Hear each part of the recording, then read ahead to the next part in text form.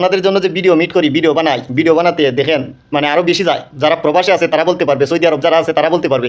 অনেক ভাইয়ের আছে তাদের 100 রিয়ালও হয় না, 150 রিয়াল লাগে। 150। আসসালামু আলাইকুম, কেফাল হাল আসুনিবালা খাইছুনি পাত, তাড়াতাড়ি জানাও বাংলাদেশি ভাইদের সংবাদ। তো আজকে আপনাদের সাথে যে ভিডিওটি আমি নিয়ে আসছি সেই ভিডিওটি হলো আজকে সৌদি আরবে মানে কত টাকার এমবি আমাদের মাসে লাগে। তো মাসে অনেকের আরও বেশি লাগে, আমার একটু কম লাগে কারণ আমার ওয়াইফাই আছে।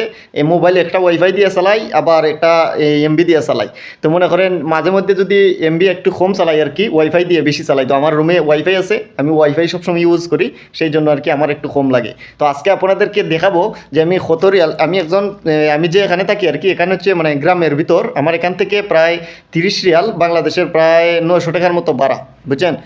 30 রিয়াল 900 টাকার মতো ভাড়া দিয়ে মানে সুকে যেতে হয়, মানে সুক মানে বাজারে যেতে হয়। তো সেই জন্য আমি এক প্রবাসী ভাইকে, আমার আরেকজন প্রবাসী ভাইকে আমি দিয়ে দিছিলাম 100 রিয়াল। তো 100 রিয়াল দিয়ে দিছি, বলছি আমার লাগি একটা প্যাকেজ জানার জন্য। প্যাকেজ বলতে আমরা প্যাকেজ তো বুঝে নেই, যা টাকা ভরার জন্য আর কি প্যাকেজ আনাইছি, মানে বতাকা বলে আর কি সৌদি আরব।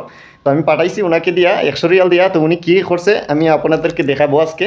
তো এটার জন্য ভিডিওটা মিট করতেছি। দেখেন প্রথমে দেখতে পাচ্ছেন আমার হাতে এটা সানাসুর, এটা আগে আমি প্রথমে দেখিয়ে নিচ্ছি আপনাদেরকে।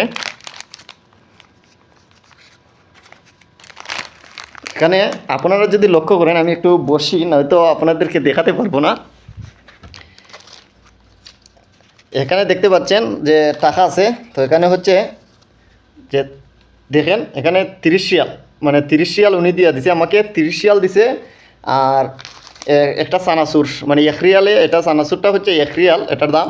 তো ওইটা দিছে, দেওয়ার পরে আমাকে প্যাকেজ দিছে। দেখেন প্যাকেজ আনছে মানে 69 রিয়াল, বুঝছেন। 69 রিয়াল মানে 69 রিয়ালে বাংলা টাকায় যদি কনভার্ট করি তাহলে প্রায় 2000 টাকার উপরে চলে যায়, বুঝছেন। 2000 টাকার উপরে চলে যায়, এই 2000 টাকার এমবি পরি মাসে।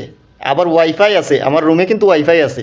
ওয়াইফাই থাকা সত্ত্বেও মানে 2000 টাকার এমবি ভরা লাগে বাংলাদেশের। আপনি দেখেন আজকে যদি মনে করেন 2000 টাকা বাংলাদেশও পাঠায় দিতাম, যে মা বাবা তারা যদি এটাকে মানে খরচিতা বা খাইতা, কতটা ভালো লাগতো না, কতটা ভালো লাগতো। আসলে প্রবাসী ভাই আমরা আছি, অনেকে বলেন যে প্রবাসে আছেন এটা কি বলা লাগে, অনেকে বলে যে প্রবাসে আছেন এটা আবার তুলে ধরা লাগেনি, যে এটা তো সৌদি আরব আসুন যেহেতু মনে হয় এটা খরচ লাগবেই, বা এটা ঠিক আছে লাগবে।